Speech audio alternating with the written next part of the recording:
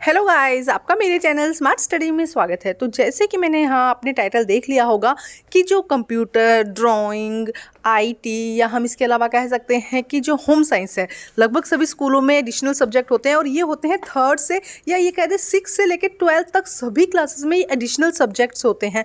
तो क्या इनके नंबर आप लोगों के फाइनल टर्म में जुड़ेंगे और जुड़कर आप लोग पास हो जाएंगे?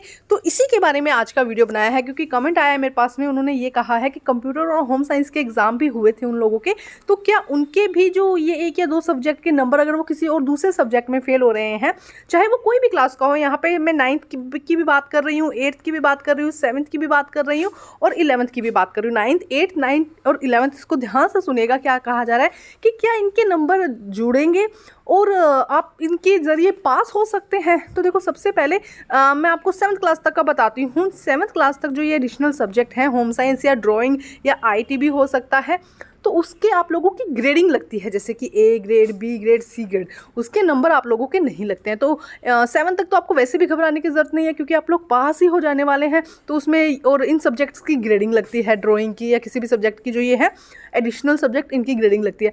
अब हम बात करते हैं 8th के लिए, 9th के लिए और 11th के लिए, क्योंकि देखो प्रॉपर एक एडिशनल सब्जेक्ट होता है जब आप 11th क्लास में आते हैं या 9th क्लास में आते हैं। मेन 5 सब्जेक्ट्स होते हैं और उसके अलावा जो भी सब्जेक्ट होते हैं उन्हें एडिशनल सब्जेक्ट कहा जाता है।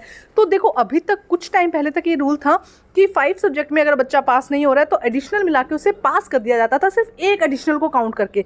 मतलब कि उसको 4 में पास होना होता है और 5वें में एक एडिशनल लगा के वो पास हो जाता था। लेकिन इस बार डिपार्टमेंट ने थोड़ा रूल चेंज कर दिया है और ये बोला है कि एडिशनल के मार्क्स जो है वो काउंट नहीं होंगे।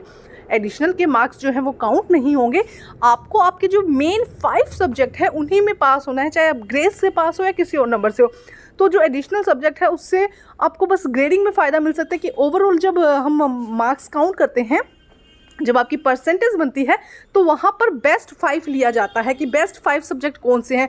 लेकिन आपको पास तो होना ही होगा मेन 5 सब्जेक्ट्स में, तभी आप ओवरऑल पास होंगे। अगर इसके रिगार्डिंग कुछ और सर्कुलर आता है या कुछ आता है कि एडिशनल सब्जेक्ट के बिहाफ पर आपको पास कर दिया जाएगा, ऐसा लगता नहीं है, लेकिन आएगा तो उसका कमेंट मैं वीडियो आप पे ज़रूर बना दूँगी। Thank you guys.